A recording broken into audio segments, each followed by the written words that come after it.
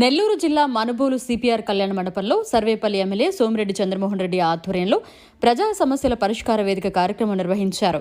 ఈ సందర్భంగా తహసీల్దార్ CH Subbaiah, MPDO Jalajakshi సమక్షంలో ప్రజా సమస్యల పరిష్కార వేదిక ఎమ్మెల్యే స్వయంగా అర్జీలు తీసుకుని నిర్వహించారు.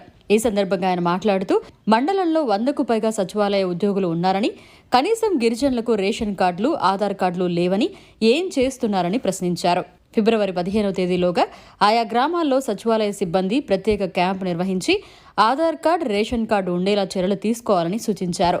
అలా చేయకపోతే తాను స్వయంగా గ్రామాల్లో పర్యటించి సచివాలయ సిబ్బందిపై చర్యలు తీసుకోవడం జరుగుతుందని తెలిపారు. అనంతరం శాసనసభ్యులు సోమిరెడ్డి చంద్రమోహన్ రెడ్డి మండలాల్లోని సచివాలయ స్టాఫ్తో రివ్యూ నిర్వహించారు.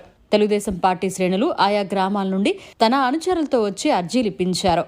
ఈ కార్యక్రమంలో Janasena party Sarvepalli incharge Bobbepalli Suresh Naidu, AMC chairman Gali Ramakrishnareddy, society president Pennuru Ramakrishnaiah, మాజీ ఎంపీపీ చేరెడ్డి పట్టాభిరామిరెడ్డి, మాజీ సొసైటీ ప్రెసిడెంట్ ముంగర విజయభాస్కర్ రెడ్డి, కనుపూరు కాలువ project committee chairman Varthineni Mastan Naidu, Madhunaidu, Sane Venkataramanaiah, Challagiri Prasad, BJP జిల్లా కార్యవర్గ సభ్యుడు వాసిరెడ్డి రామిరెడ్డి, వెంకటకృష్ణారెడ్డి, జనసేన మండల అధ్యక్షులు ప్రసాద్, జాకీర్, కాజావలి తదితరులు పాల్గొన్నారు. మనుబోలు మండలంలో అన్ని గ్రామాలకు సంబంధించి మనుబోలులో PGRS public grievance redressal system ప్రజా పరిష్కారాల వేదిక దాంట్లో అన్నీ అప్లోడ్ చేశాం. అంతకుముందు పొదలకూరు, వెంకటాచలం 2 మండలాలు అయినాయి. అవి కానీ జనరల్గా ఇప్పటి వరకు నా దగ్గరికి వచ్చిన పిటిషన్స్ని పీజీఆర్ఎస్లో అప్లోడ్ చేసినవి కానీ 2600 ఉన్నాయి. ఇప్పుడు ఈరోజు దాదాపు 300-400. ఆ విధంగా అధికారులు ఎప్పటికప్పుడు పీజీఆర్ఎస్ చూసుకొని ఆ సమస్యలు, ఆ పిటిషన్స్ని పరిష్కారం చేయాలనేది నా ఉద్దేశం. త్వరలో 2 మండలాలు కూడా, తోటపల్లి గూడూరు, ముత్తుకూరు కూడా త్వరలోనే పరిష్కార వేదిక పెట్టి సమస్యల పరిష్కారాన్ని కృషి చేస్తాం. ఇప్పుడు నేనేమంటాను, ఈ అరౌండ్ 3000 పిటిషన్స్, 3000 పిటిషన్స్ వస్తే, అవి కాకుండా నా ఆఫీస్కి వస్తే, నా ఆఫీస్లో దాదాపు 2-3 వేలు. ఏంటి సమస్యలు? అన్నీ ఆధార్ కార్డు లేదు, రేషన్ కార్డు లేదు, పెన్షన్ లేదు, మా భూములు వాళ్ళు రాయించుకున్నారు, మా భూములు లేవు. ఇవే అసలు సచివాలయాలు ఒక్కొక్క మండలానికి 1000 మంది, 2000 మంది, 3000 మంది. అంటే ఆ గ్రామంలో రేషన్ కార్డు లేదు, ఆధార్ కార్డు లేదు, ఆరోగ్యశ్రీ లేదు, డేట్ ఆఫ్ బర్త్ సర్టిఫికేట్ లేదు, క్యాస్ట్ సర్టిఫికేట్ లేదు. ఎందుకు సచివాలయాలు ఉన్నాయి? ఒక్కొక్క సచివాలయానికి 11 మంది, ఎంఆర్ఓ ఆఫీస్, ఎండిఓ ఆఫీస్.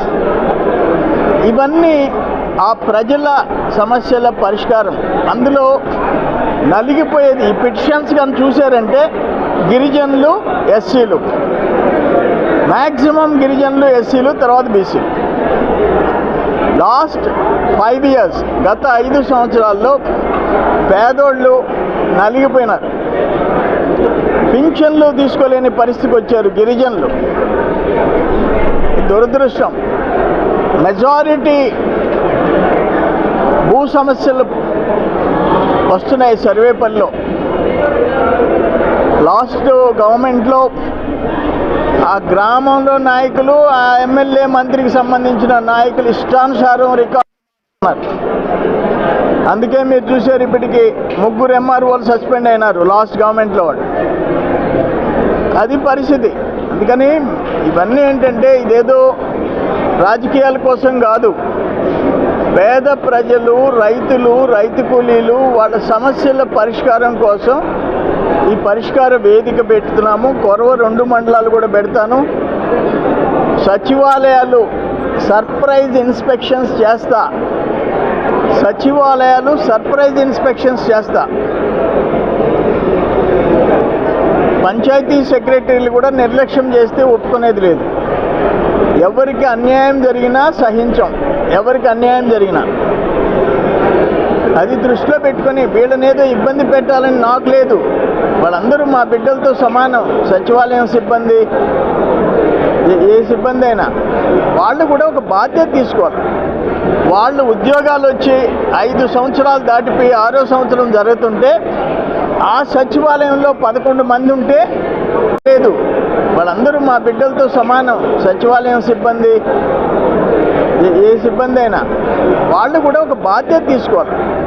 వాళ్ళు ఉద్యోగాలు వచ్చి 5 సంవత్సరాలు దాటిపోయి 6వ సంవత్సరం జరుగుతుంటే ఆ సచివాలయంలో 11 మంది ఉంటే 20 మందికి, 50 మందికి, 30 మందికి రేషన్ కార్డు లేకపోతే ఏం చేస్తున్నారు? దేనికి మీ సచివాలయం? అర్థం కావటంలా. దురదృష్టం, ఇది దురదృష్టం. నేను అందుకే చెప్పా, ఫిబ్రవరి 15వ తేదీ లోపల 5 మండలాల్లో ప్రతి సచివాలయంలో ఆ డేటా అప్లోడ్ చేయాలా. ఎవరి ఆధార్ కార్డు, ఎవరి క్యాస్ట్ సర్టిఫికేట్, ఎవరి రేషన్ కార్డు, ఎవరిది పింఛన్, ఎవరిది పొలం ఇబ్బందులు, హౌసింగ్, అన్ని డేటా అప్లోడ్ చేయాలి. టార్గెట్ ఇచ్చాం. అన్ని మండలాలు ఫిబ్రవరి 15కి సమాచారం ఇవ్వాలా. వాళ్ళ సమస్యల పరిష్కారానికి అధికారులు చర్యలు తీసుకోవాలి. మరిన్ని అప్డేట్స్ కోసం మన HN9 టీవీ ఛానల్ని సబ్స్క్రైబ్ చేసుకోండి.